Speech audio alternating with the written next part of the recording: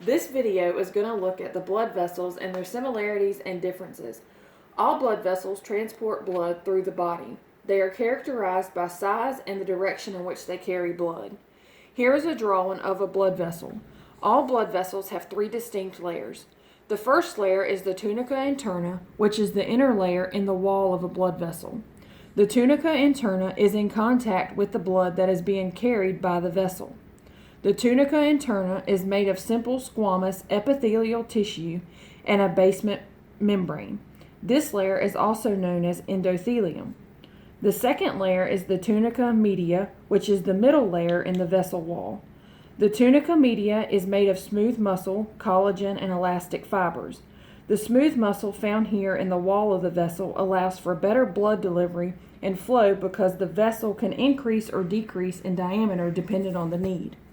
The third and final layer is the tunica externa, which is the outermost layer in the vessel wall. The tunica externa is made of loose connective tissue which protects the vessel and also helps anchor the vessel in place by attaching to surrounding structures. There are three main types of blood vessels. They are arteries, capillaries, and veins. We will look at each of these in further detail. The first main type of blood vessels are arteries. Their function is to carry blood away from the heart out into the circulatory routes. Arteries are strong. Each time the heart beats, it creates a surge of pressure in the arteries as blood is ejected into them. Arteries are strong because they are built to withstand these pressure surges. There are three types of arteries. The first type are conducting arteries.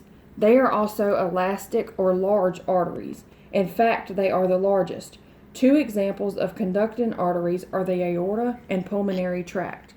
The conducting arteries expand as they receive blood during ventricular systole and recoil during diastole. This expansion stores potential energy and the recoil releases it to keep the blood flowing during diastole. This keeps blood pressure from dropping too low while the heart is relaxing and refilling. The second type of arteries are distributing arteries. They are muscular or medium arteries.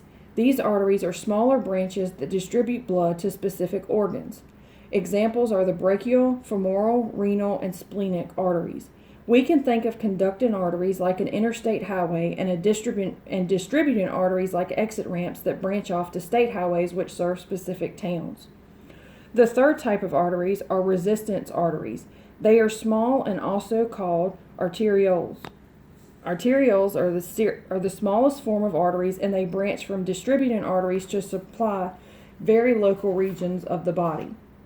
The second type of blood vessels are capillaries.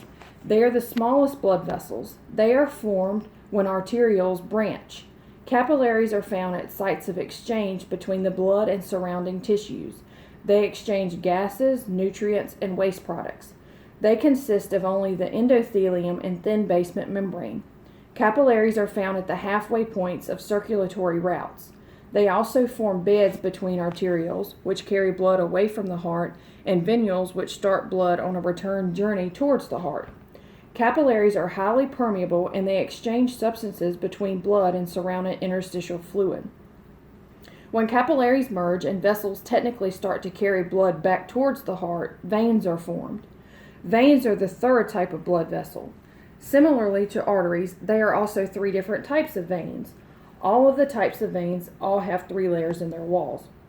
The first type of veins are venules. Venules function in draining blood from the capillary beds and carry the blood back to the heart. The second type of veins are medium veins. Medium veins are formed when venules merge. Medium veins drain larger areas and carry more blood.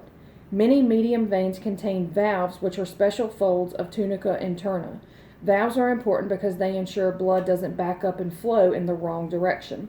The third type of veins are large veins. Large veins are formed when medium veins merge. They are the biggest vessels on the way back to the heart. Two examples of large veins are the anterior vena cava and the pulmonary veins. These are the main blood vessels found in the body, and I hope this video has been helpful.